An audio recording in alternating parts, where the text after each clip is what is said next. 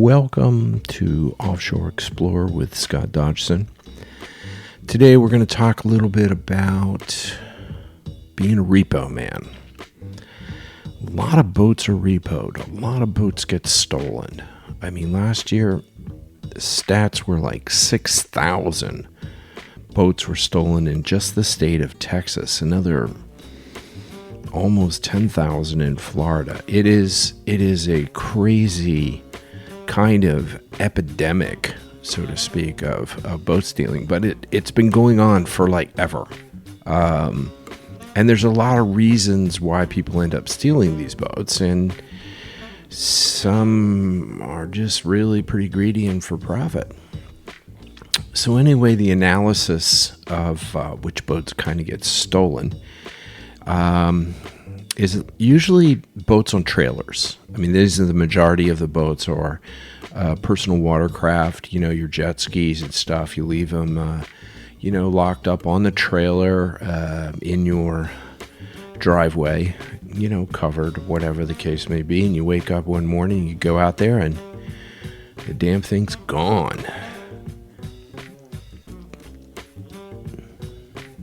This is the way it goes.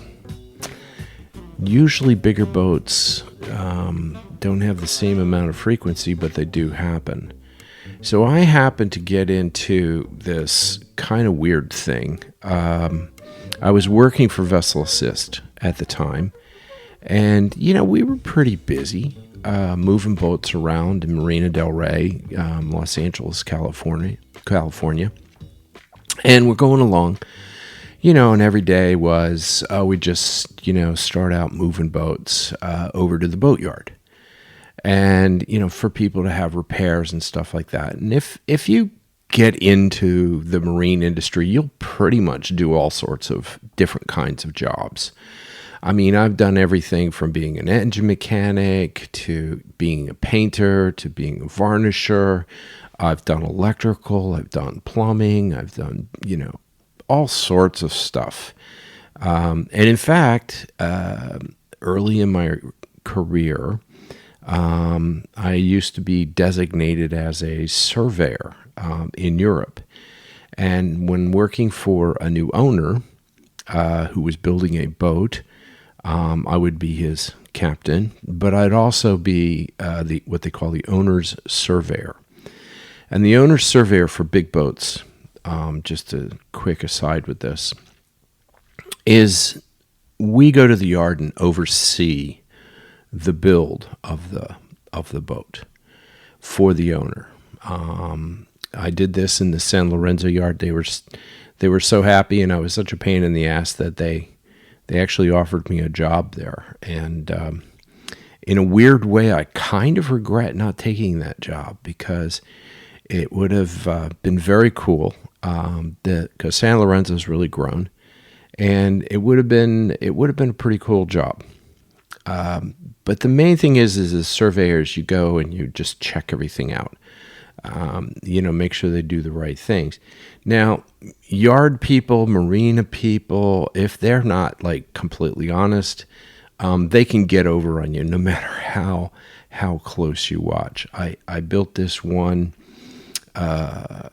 San Lorenzo 90 for a Finnish family, and it was a lot of problems with the owner. He was like 2 years old, and he was just always something, and I felt very uncomfortable working for him. I just didn't have a good relationship with him, and I know that's a surprise that I wouldn't have a good relationship with somebody, but that, it happens.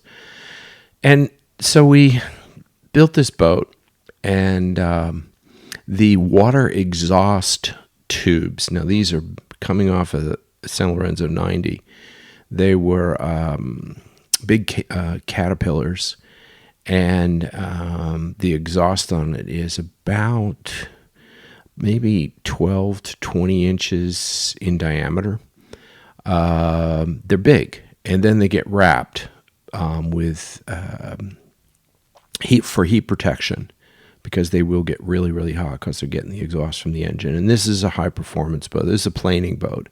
The boat easily cruises at 25 knots, and almost in any kind of sea, you would never spill your drink. It's that stable. So those exhaust pipes, which are about 4.5 to 5 feet long, they've got a bend in them, and they're supposed to be made of stainless steel. But the yard guy, the head of the yard, the number one guy in the yard, he would put just regular steel in there. And the steel would last exactly a year. And that's when the warranty on that stuff gave up. And then the owner, he freaked out when he found out. In fact, I wasn't working for him at the time. And he freaked out and he came to me and he said, how come, what happened? Why did you let this happen? And I said, I never saw it. I said, who would think that they would try to save money on such an important part of an exhaust system in a boat? And he was livid. But what the yard guy did was the stainless steel tubing was probably about $6,000-7,000. The regular steel that he put in there, was probably, I don't know, $1,000, $400 or $500, and he pocketed the rest.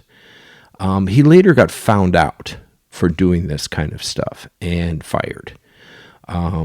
Fired as anyone can be fired in Italy, but let's say he was put into retirement in the boatyard and wasn't allowed to do any of this kind of stuff. So back to boat stealing. Florida is number one in boat stealing there. 47% of all the boats there get stolen. And these are mostly small boats. But let me tell you what the scam is, and maybe you can get a better understanding. So the scam is this, and I know this really well because I have this Chinese friend, Jerry. And Jerry is a very enterprising young man. He's got a great backstory. He came actually. He's Chinese, but he grew up in the border of Mongolia and lived in China, but right on the border of Mongolia, middle of nowhere, and ended up going to the university, and then ended up coming to the United States to study. Ended up staying in the States, getting a visa, eventually becoming a U.S. citizen, and very smart guy. Okay, came from a long way away, and he was a cool guy. I liked being around him, and he had got these Chinese guys, investors, involved in this boat business. And what the boat business was this: normally when a boat on a trailer boat, 26 foot or something like that, okay, people who steal them will strip them down. If they can get the fiberglass off of them, they would take the fiberglass. They take everything they can get. So everything comes off of that. And then all of those pieces and parts and engines and cables and wheels and every possible thing, even the teak that maybe might be trim, they'll take that. The anchors, whatever you have on that boat, gets stripped off, and what you're left with is just a hull. So what these thieves do is they'll strip it down, they'll resell it, all this stuff, either on Craigslist or some other, sales app, and it'll disappear. And some people know that they're buying. I mean, if you go and you're going to buy, a 90 horsepower Evinrude, right, for a third of the price, you can be guaranteed that's probably been ripped off. Okay, so you got to be careful and don't try to contribute to the crime. But in any case, what they did is Jerry came up with this idea that all these boats were being stolen, and the hulls were being left like in Kmart parking lots or Costco or whatever, just the hull, just laying there. Because the trailers go too. They repurpose all the trailers. Everything goes, except for the hull. So Jerry came up with this idea with these other Chinese investors and say, well, why don't we just take the hulls, okay? And he knew a guy who knew a guy who was doing this stuff. Now, you're talking about 6,000 hulls maybe that they could probably get their hands on in a year, right? There's all sorts of, nefarious networks out there. And so anyway, he took these hulls and he would cut them down. Like, say, a Cuddy cruiser, okay? Old thing, ready to not sink so much, but it's just the hull on its fiberglass. The rest of the boat is crap. What are you going to do with it? You're going to put it in the dumpster? It costs a lot of money to do that. But what Jerry did is they would pay Jerry to take it away. He'd cut the roof off of it. And he's a sawzall crazy man. And he would cut all that stuff. He'd pull all the chairs, everything out, strip the hull down. So it was just the hull. Take it out of the water, grind off the serial numbers. If he didn't own the boat, if it was just somebody trying to get rid of it. And then he would just shove it into a container. And he had this business going, and he was the guy that was doing all this. And I remember talking to him about it because he hung around the marina. I saw him down in Wilmington. Again, I saw him down in San Diego a couple of times. And at the time, as a vessel assist guy, you get to know what boats are where, whose boat, all the different things. I know I got a couple of comments when I did the podcast on marinas. And I have that beautiful picture of Marina Del Rey. And one of the listeners said, geez, you need a GPS just to get around the marina. And once you figure it out, it's not hard. Boats, if you're looking for a 35-foot boat, there's only a certain number of places that 35-foot boat is going to be. So you can go to each one of the different cause or fairways and look down and say, okay, here's the dock where 35s go, or here's the dock where 45s go. So you end up you get to know where all the boats are, and you get to know all the types of boats. Okay, and so while I was doing this and moving boats and doing this stuff, all the stuff, I met this guy Jerry, and he kind of came up and approached me, and we went out for a drink. We had some lunch together. Sitting on a boat that he had. The owner had actually asked him to get rid of the boat, and so Jerry did. He was the owner paid him. Paid him like $800, and Jerry stripped that thing down, cut the top off of that little boat, and took the hull and shoved it into a container, and that boat was gone. As it turns out, Jerry found out that the guy made an insurance claim and said someone stole his boat, which puts Jerry in this kind of really awkward situation because he was paid to do it. And there's a lot of this kind of nefarious crap going on. I've gone out to help people and found out that they've tried to sink their boat. And what people have this image in their head that it's going to go down like the Titanic. Well, fiberglass boats, wood boats, they don't sink so fast. They float. And that's, it takes a long time for them to go down. So you'll often have somebody calling and saying, oh, yeah, my boat's sinking. Can I be saved? And the Coast Guard will be out there. The lifeguards will be out there. We'll be out there. You get out there, and there's the boat. It's about half submerged, okay? And you realize that the guy had cut all the hoses and had opened all the sea cocks and is trying to sink his boat. And everybody that's involved just looks at the guy going like, you numbskull. This is not how you sink a boat. It's just not how you sink a boat. And I'm not going to tell you how to sink a boat, but it does require a trip to. It does require a trip to get some concrete. It's the only thing I can say. Bags of it, a lot of bags of it. Any case, that's neither here nor there for this repo subject.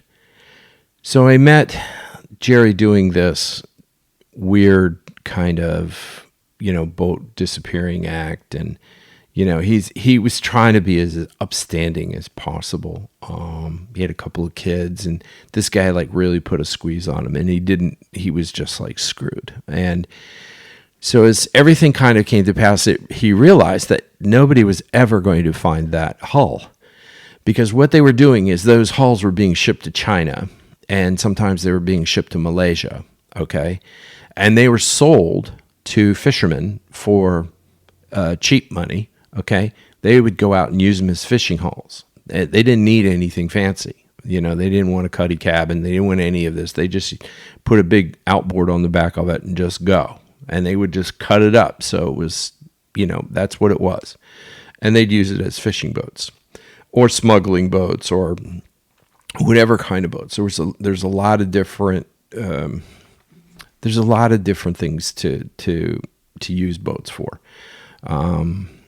Slavery is another thing which exists, kind of important and big in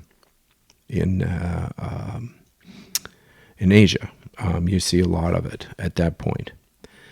But in any case, so what happens is a lot of these boats, their hulls are gone, the equipment's stripped off of them, and then what happens is Jerry was actually taking the motors out of some of these boats, and now these were like inboard diesel motors, and he started to clean them up himself.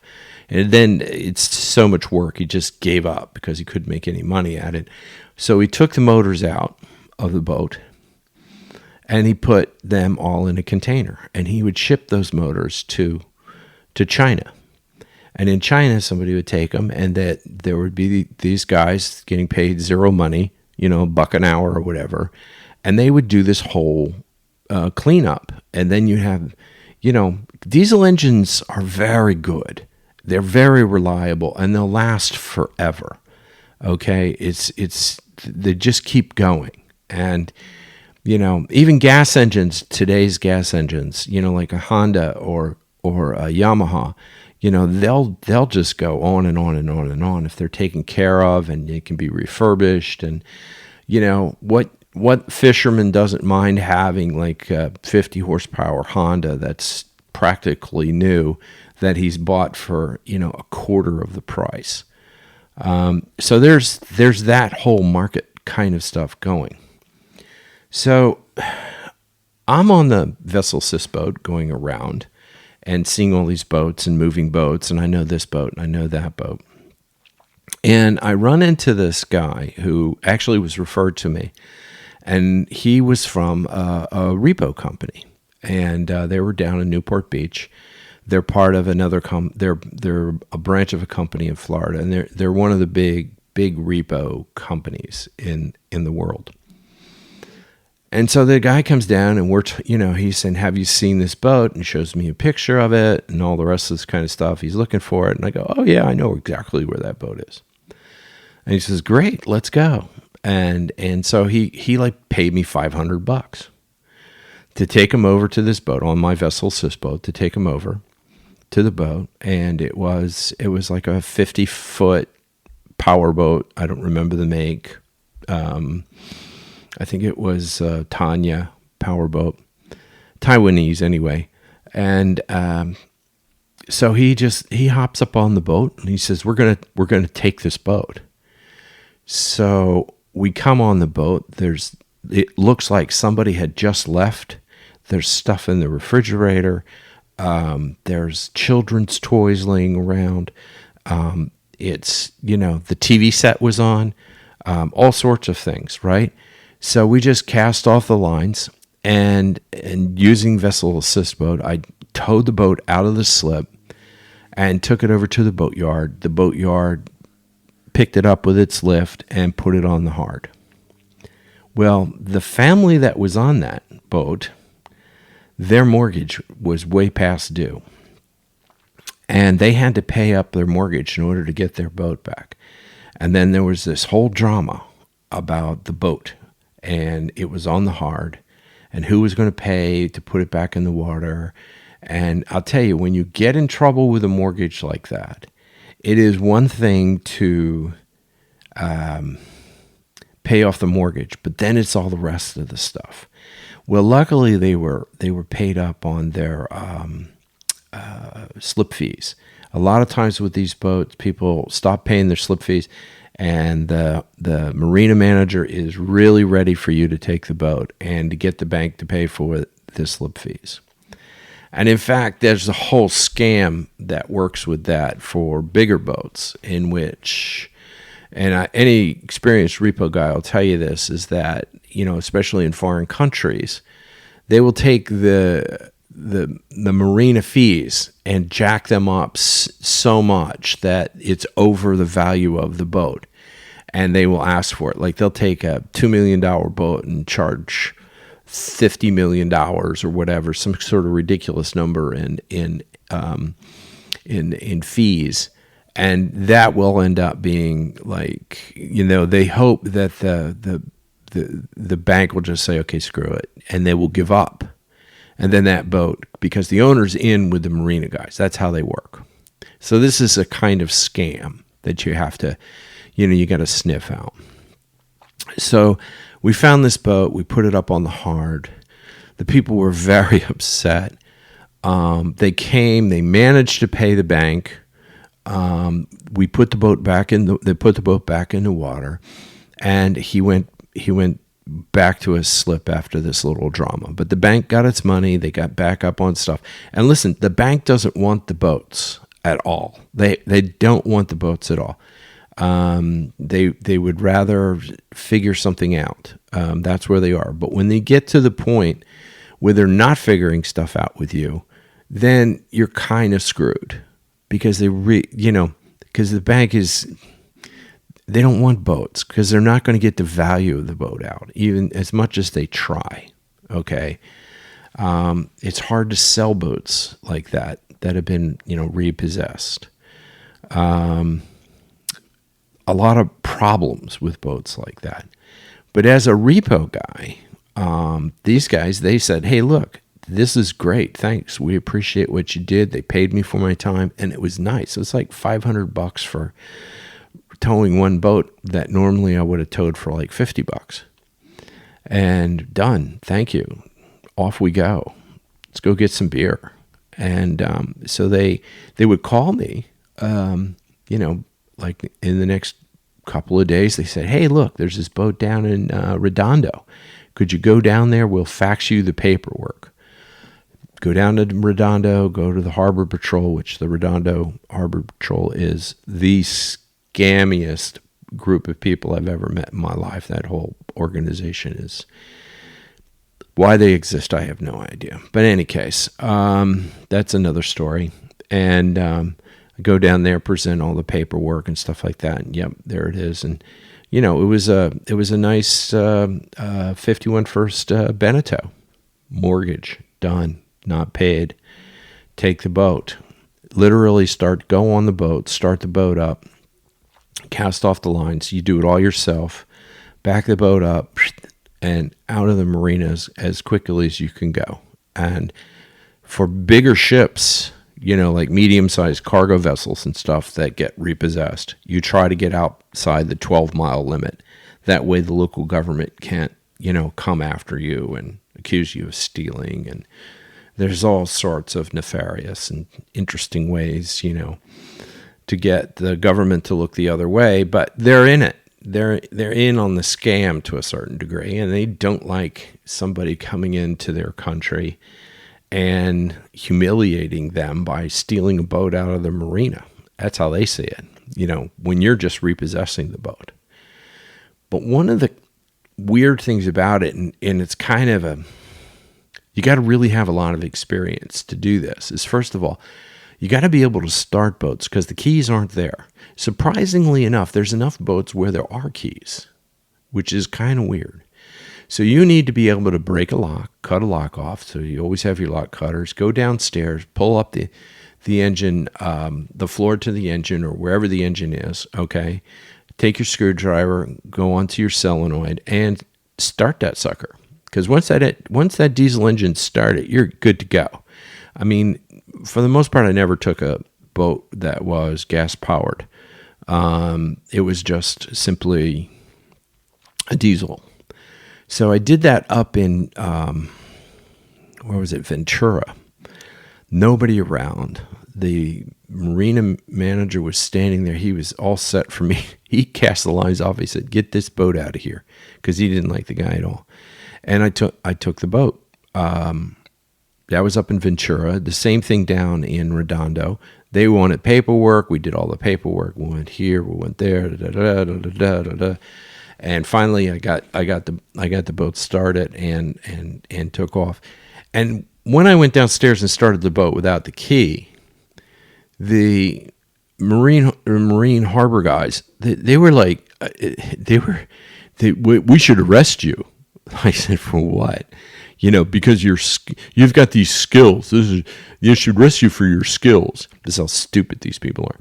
And I just laughed at them. It was like, come on, this is what we do. We're going to get this boat out of here. And then I would take the boat and I'd sail it down to Newport Beach.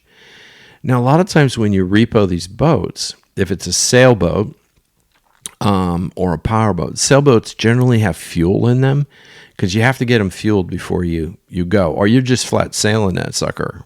And I've had this happen where I've actually run out of fuel before I got out of the marina or before I got over to the fuel dock. Sometimes owners will sabotage the boats. I had a twin-engine Ferretti. It was a 60 or 70-foot Ferretti. And somebody had taken...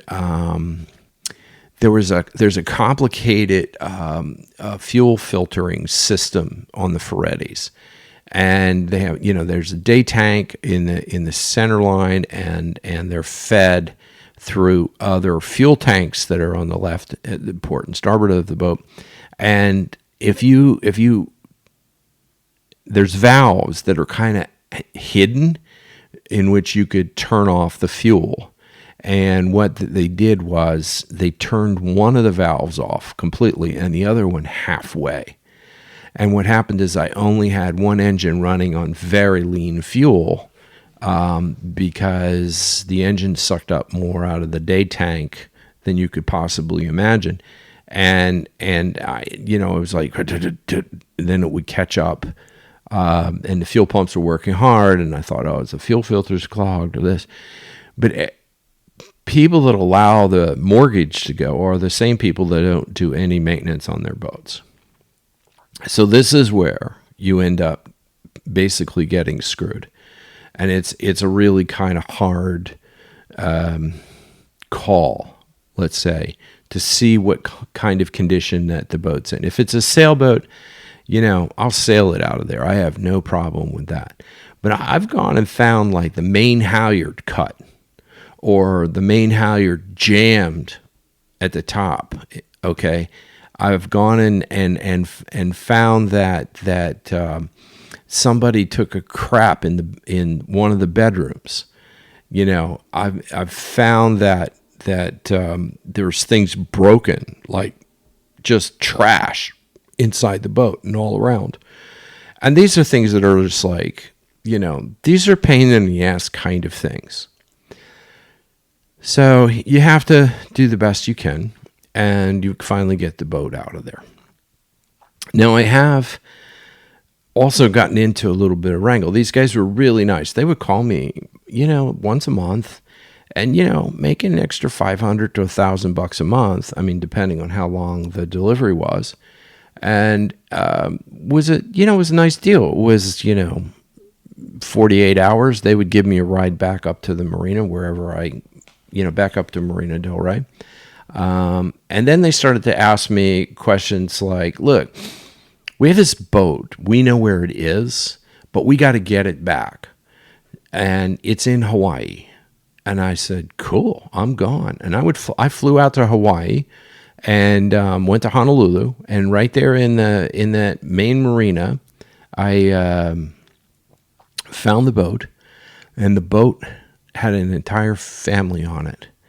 And I had the paperwork. I went to the sheriff and I went to the marine manager, presented all the paperwork, showed him what it was, that this boat is being repossessed. And when a boat is repossessed and you've got the papers for it. Everybody's got to get off. You have no recourse but to pay your mortgage to the bank, and then the bank could take a long time before they process that.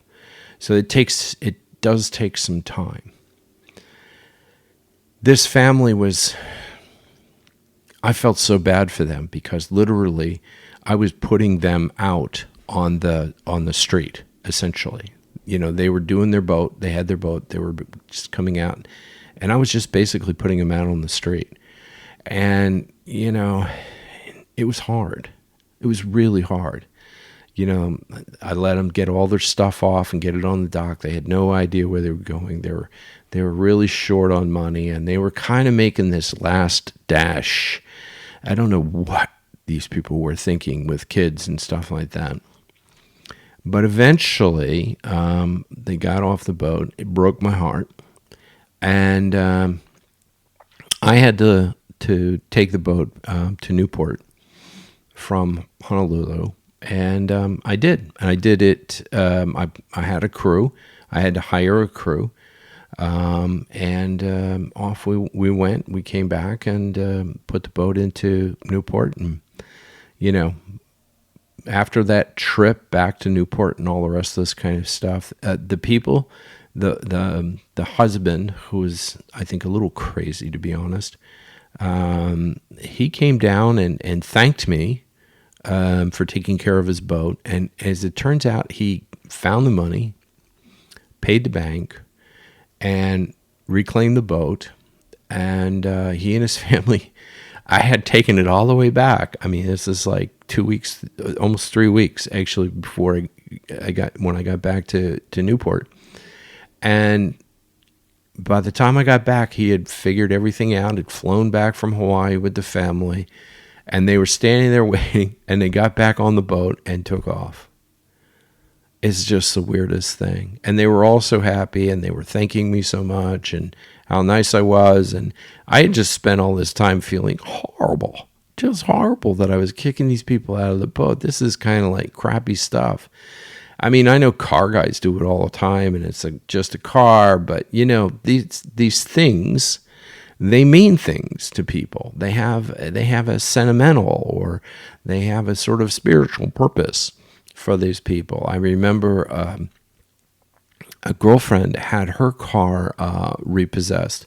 She was devastated because that represented to her a sense of independence that she had never had from her overbearing family, and that she could go anywhere and she could do anything. And obviously she couldn't do everything because she couldn't pay the bills. And it was just a hard thing to do. And I felt kind of bad for her on that.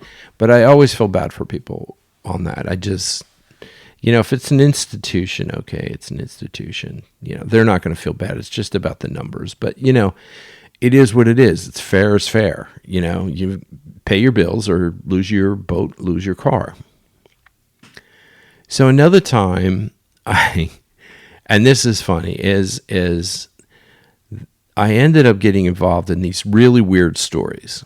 And one of the weirdest stories, not the weirdest, but let's say number 2 on the weird list, counting up, was I was asked to go down to Mexico. And I went down to Puerto Vallarta to get a boat. And I went down there, and I found on this boat, I had arrived, I guess I got down to the marina. It was in the evening. And the guy had this crazy girlfriend. And the guy was nowhere to be found, the guy who owned the boat. He was back in the States or something like that. And he had left this crazy woman on the boat. And I got on the boat. Her name, I'll tell you what her name was. Her name was Cecilia. And Cecilia was from Minneapolis. And she was just as crazy could be. So I came to the boat. I had talked to the marina manager. They said, "Oh yeah, this this crazy woman is on the boat. I said, well, I'm going to have to get her off, and maybe the police could come in. We usually do this kind of stuff, very formal. If it looks like there's going to be a problem, we have the sheriff come, we tell them, we show them the paperwork, say this is what we're going to do, and these people have to get off the boat and let us take the boat. So, and I was by myself this time. So I go back and I walk down the dock, and this woman just slings open, the hatch, and she comes, prancing out, and she just looked like she is just like mad as hell, and she's just ready to get mad as hell. And she's got her cell phone in her hand, and as it turns out, her boyfriend had called her and said, look, the boat's going to be repossessed. You're going to have to get off. And she said, well, what am I going to do? And he said, I don't give a fuck what you do. Just get the fuck off the boat. She was livid, and she wanted to take it out on me. And she was screaming and screaming. This went on for 35, 40 minutes. And finally, the police just said, okay, we're going to take this girl. And she just broke down and cried. And she was saying, oh, I'm so sorry. I didn't mean to do that, and this, that, and another thing. And she said, he promised me he was going to pay the bills, and I don't have any money. I don't know how I'm going to get out of Mexico. I'm really stuck, and I don't know this. I don't know that. And old softy here, old softy, as I would say, I said, well, I'm taking this boat up to Newport Beach. You could come with me if you want. And her face just lit up with happiness. She says, yeah, oh, great, thank you. And I said, but you can't, you've got to be good. Well, right there, my little soft heart is, and she was fairly good looking, I will say that. My little soft heart and the smaller of my two heads was actually doing the thinking. And I left out the basic rule of sailing, which is, don't be on a boat with a crazy person, because you're going to have nothing but problems. They could kill you in your sleep. You can't stay awake, every minute for 10, 12 days. And this is a slog. For anyone who's listening to this doesn't know the west coast of the United States and Mexico, is Puerto Vallarta is the Gulf of Baja. You have to go across that, which is a shitty little crossing. And then it's all uphill. You're all into a good solid 2.5, 3, 4, 5 knot current. And usually the wind is not helping you. You have to do a lot of tacking if you're going to be sailing, or you're just flat out motoring. You get a lot of offshore stuff. There's some super katabatic winds coming off of the Seven Sisters out there. I mean, there's a lot of crap that you have to go through to get a boat back. And I was being paid very well to do this, but I had this crazy woman on the boat with me. She was okay for about, well, we got to Cabo, fueled in Cabo. And then she started to get a little weird. And I told her straight out, I said, look, you get weird, you get crazy, you're off the boat. I will leave you right here. I have no responsibility for you whatsoever, which actually is a lie. If you take somebody on a boat in a foreign country, okay, you take responsibility for them. So if I wanted to dump her there, the authorities would come after me and say, hey, you got to pay for this girl to go back to the United States if she can't pay, because we're not going to take care of her. So it becomes my responsibility to give her the money to go wherever, to go back to where she originated from in the United States.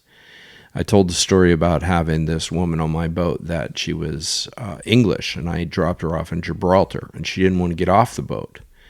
But I didn't have to pay anything because Gibraltar's is a part of England, the British Virgin or the British Isles. So that was cool. So I didn't have to pay anything. But I have had mates that I had to fire this one chef who was no chef at all. And we were in St. Martin, and I had to pay for a ticket to get her back to Antigua because that's where I picked her up. So I had to, it's just what you have to do, and it's your responsibility, and there's a lot of things that are going on. But me, being old softy and letting the other smaller heads do the thinking, ended up with this really crazy human being on my boat. And she listened to me in Cabo. I took her, we got up to Turtle Bay, which is further up the coast towards the United States, north. She became crazier and crazier. And in fact, I was going to send her off to the grocery store to go buy some give her some money and send her off to the grocery store. And then I was going to leave her there. But I didn't think I could get out of Mexican waters fast enough that the Mexicans wouldn't catch me, because this woman was so out of her mind. Anyway, this whole thing just ended up being like, she sat, she cried, she was useless. She kind of calmed down. When I checked into San Diego, she was very happy to get off the boat and literally didn't even say goodbye. Didn't even say thank you. She just walked off the boat and disappeared. Never saw her again. And eventually I got the boat, from San Diego up to Newport Beach, which isn't a big thing, but you have to clear in San Diego, out there on Shelter Island. So that's sort of the craziness you can do, but the craziest story about being a repo man, and this wasn't like a full-time thing. There are guys who that's what they do, is they repo all sorts of boats, whether it's a yacht or a container ship. The size doesn't matter. Usually the big ones are okay. They pay their bills and they take care of their boats, but it's all the nefarious stuff about the mid-sized cargo ships that end up running from one crazy country like in Haiti, from Haiti to Venezuela and back and forth, and or from Mexico, El Salvador, and back to the Abacos, and just like a lot of this crazy sort of like you didn't think there was going to be a line of distribution through these areas, but there are, and profits are slim, and people do a lot of crazy stuff to get out of the mortgage for a boat.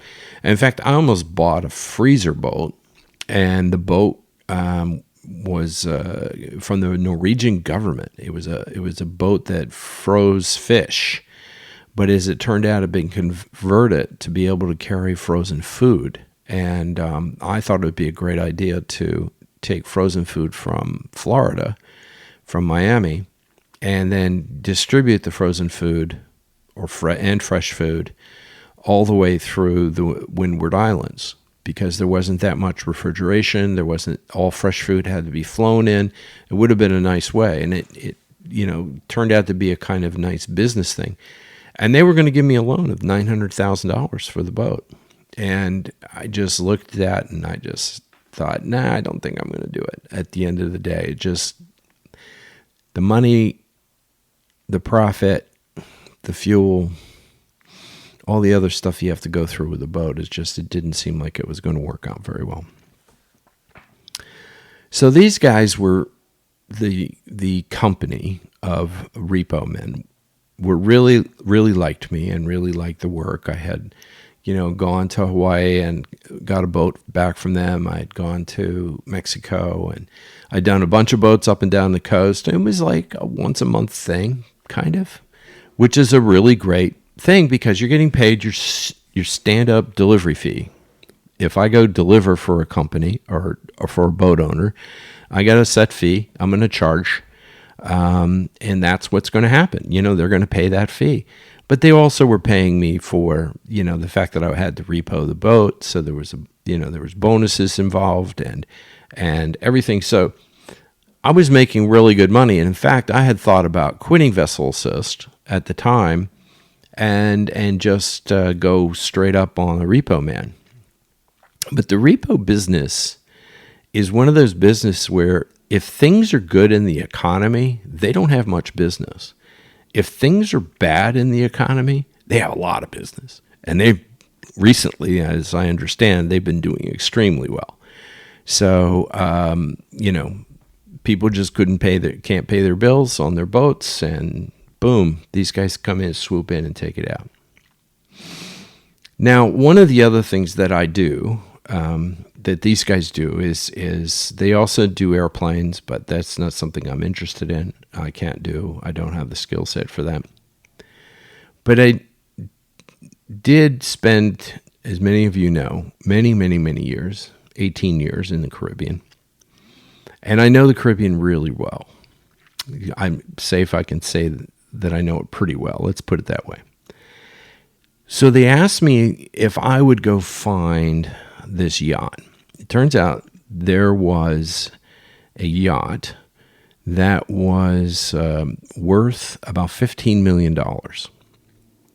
It was a Benetti. And a couple of things. First of all, as I said before, I was a surveyor in an Italian yard in San Lorenzo. So I can read Italian. I can read, Italian diagrams and drawings and all the rest of this kind of stuff. I know what all that stuff means, so that I'm fairly familiar with Italian boats. And I know how they kind of wire stuff, and they have a particular way, of course. And so I qualified on that. I qualified on the fact that I knew the Caribbean.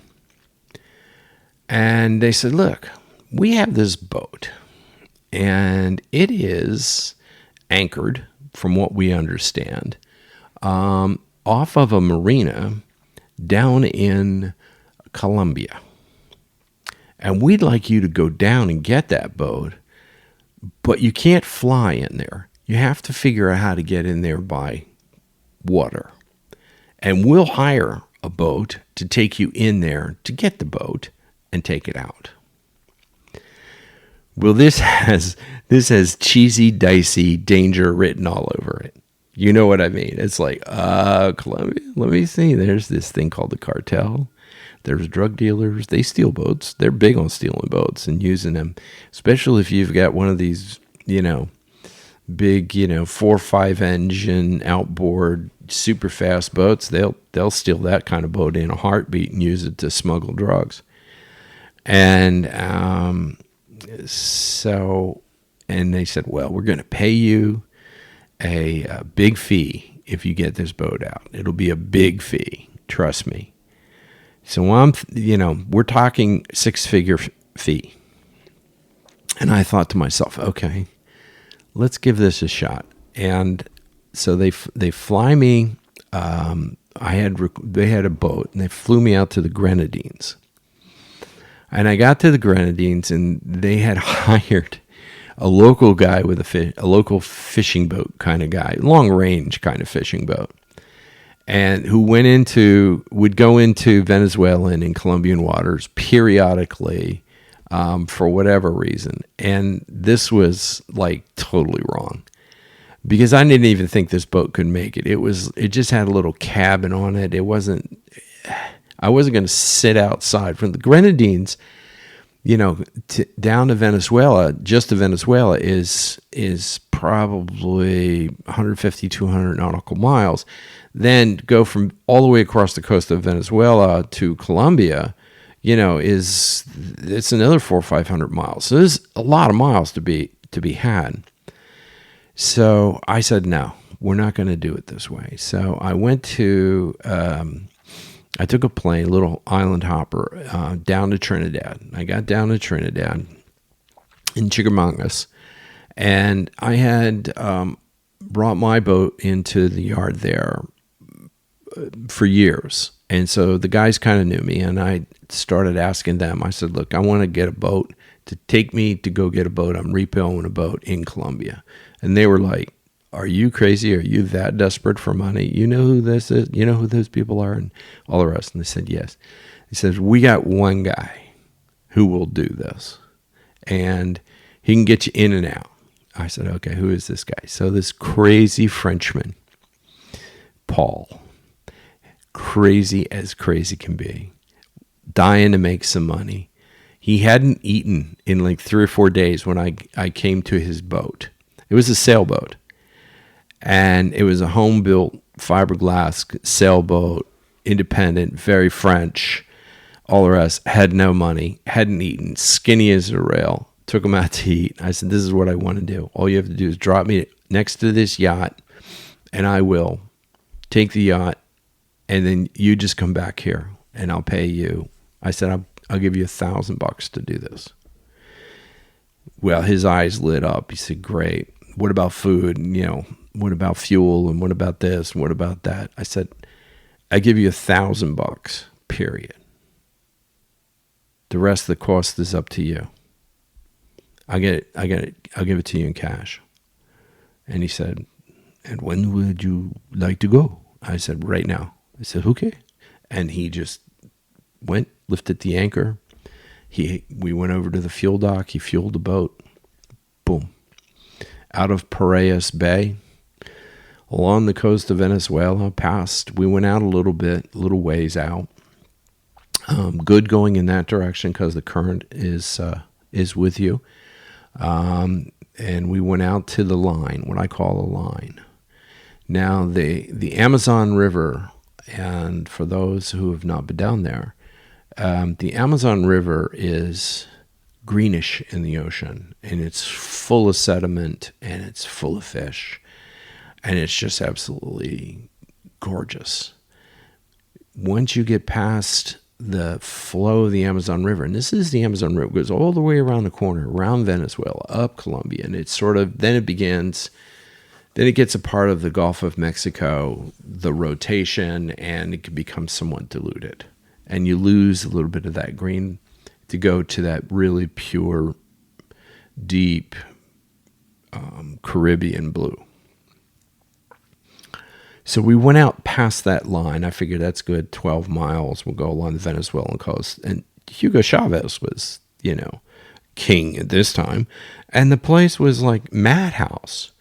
And so we went past there. We didn't stop anywhere. And this French guy, Paul, was a really good sailor.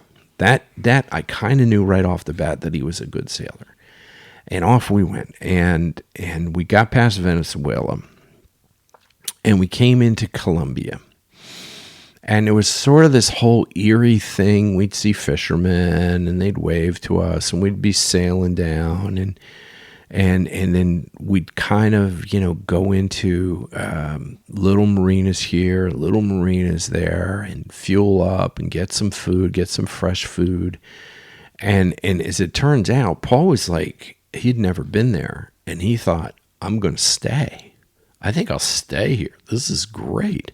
Because it was, it was inexpensive, to say the least. And it's not, sure, it's dangerous with the cartel guys and all the rest of that stuff. And there was a lot of violence. But, in the countryside, and there was a revolution going on. There were rebels. I guess it was violent in general.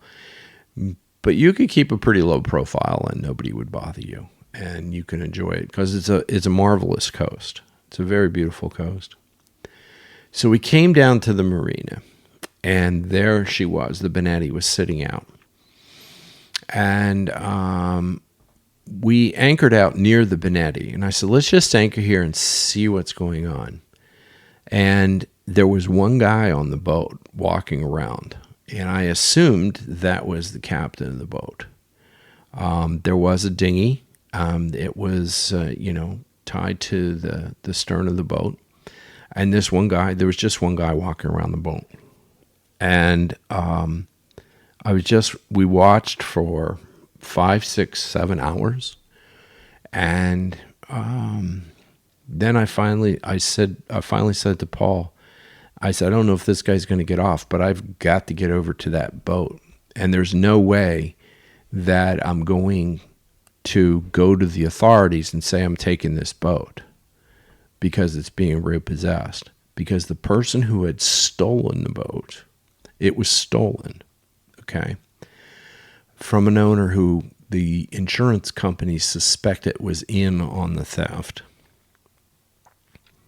He sold it to a guy who was a cartel guy. He worked for the cartel. A lot of money.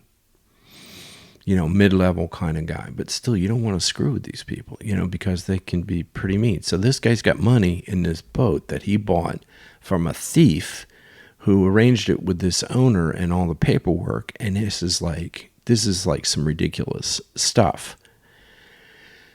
So the guy that was on the boat, the captain or whatever, hops in the dinghy and he disappears. He goes into port. We're not that far off the marina. We're just anchored out. It's nice. And I said, okay, take me over there. So we lift up the anchor and Paul drives me over in his, he's got a little 40-foot boat, 42-foot boat. It's not big. And compared to the Benetti, which was 120 feet, it was, kind of tiny. So I get over, I hop off with my bags, and I hop up on the boat. I run into the pilot house. I check to see if there's anybody on the boat, which was like the most nervous I could possibly be, because it just had to be somebody else on the boat, maybe sleeping downstairs. I checked the crew quarters. Nobody was there. The boat was empty. So I go into the engine room. I check out everything in the engine room. I start the engines from the engine room and transfer the controls to the bridge. I run up to the bridge. I start with the anchor. It's automatic. It's electric, so you can just start lifting. I lift up the anchor, and I'm going. I'm going. I get the anchor out of the water. Paul sails out of my way.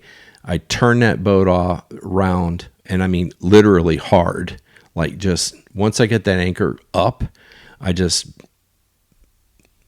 did a pivot, and then I just took off, and I just floored it. I just gave it everything it had to go. I had checked the fuel when I was downstairs. The boat was full of fuel, and which was like genius. And off I went. And for about 12, 13, 14, 15 miles, I was just motoring straight to get out of international waters with Colombia. I was just flat, and I turn around and I look, and here comes the guy in a dinghy. And I know that dinghy can catch me. That dinghy could probably do 45 miles an hour. I know he could catch me. And I'm just flat out there's nothing I can do. I'm committed. I'm going as fast as I can go. I put it on auto helm, and I'm just sort of standing in the aft of the boat, just, praying something doesn't blow up. And this guy in the dinghy, he's coming, and as fortune would have it, after about 10 miles, I had a good couple miles on him to start with, because I could see he went into a bar. He was drinking, and then somebody turned around and said, "Hey man, your boat's disappearing." And he turned around with it and jumped down in his dinghy and came after us. But I'd already gotten a couple of miles between us before he even realized what was going on. And I got that boat out past the international waters, so it was clear of the Colombian police or the Colombian Coast Guard.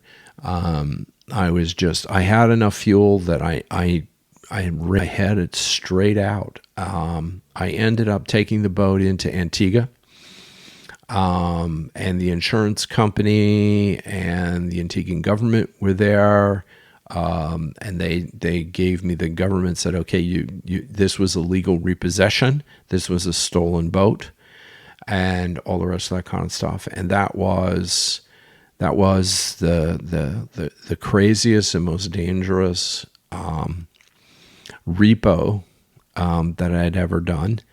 And ironically, it was the last repo I'd ever done. I hung up my maritime repo spurs And that's the way that opened up and finished out. And I was pretty much done with it at that point. I flew home, and I actually flew home, and I went to work on a couple of movies that I was writing, and got them produced. So that was it. So thank you for listening. Crazy stories today. I do want to give credit to Paulette McWilliams, who is the first voice you hear when we open up Offshore Explorer. She is doing a live show in Vienna, Austria. That will be the 29th. If you're on the East Coast, it'll be at about 11:30. She's going to be singing with Nat Adderley at Porgy and Bess, which is a very famous Viennese nightclub, jazz club. And she'll be there. That's going to be July 29th at 11:30 Pacific time. It's my wife, so that's where the plug goes. I also want to thank all the people that help me and all the people that follow me. I really appreciate it. You have no idea how much I appreciate it. I have a couple of other quick announcements. If you can take a look at some of our sponsors, we have our website, which you can look and see all the rest of the final podcasts. This is podcast number 67, episode 67. So if you need to catch up on some of the other ones, you can go to our website. It's offshoreexplorer.org, and you can find it you can also find it on Facebook, where Offshore Explorer with Scott Dodgson is on Facebook, as well as a couple of other things you can use. Look on there. There's lots of little references and links to lots of interesting sailing stuff and some sailing stories. And I really, really, really appreciate you listening. And for now, calm seas and straight out winds. That'd be nice. Thank you.